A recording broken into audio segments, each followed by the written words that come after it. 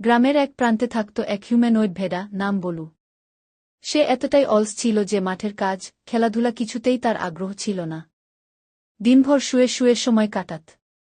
গ্রামের লোকেরা প্রতিদিন তাকে নিয়ে বিদ্রূপ করত, দেখো, অলস বলু আবার ঘুমোচ্ছে। এই কথাগুলো বলুর মনে কাটার মতো বিঁধত, কিন্তু সে কিছুই বলত না। একদিন অপমান সহ্য করতে না পেরে বলু রাগে ফেটে পড়ল। আকাশের দিকে তাকিয়ে চিৎকার করে বলল, ভগবান, আমায় শক্তি দাও। আমি সবাইকে দেখিয়ে দেব আমি কে। সেই দিনই সে গ্রাম ছেড়ে পাহাড়ের এক নির্জন গুহায় চলে গেল। সেখানে শুরু করল কঠোর সাধনা, দিনের পর দিন ধ্যান, উপবাস আর অনুশীলনে কেটে গেল মাসের পর মাস। এক রাতে বজ্রবিদ্যুৎ সহ প্রবল ঝড়ে আকাশ থেকে এক বিদ্যুৎরেখা নেমে এসে বলুর শরীরে আঘাত করল। মুহূর্তেই তার দেহ ঝলমল করতে লাগল, পেশি শক্ত হল, চোখে অদ্ভুত এক আগুনের ঝিলিক জ্বলে উঠল। বলু ফিরে এল গ্রামে।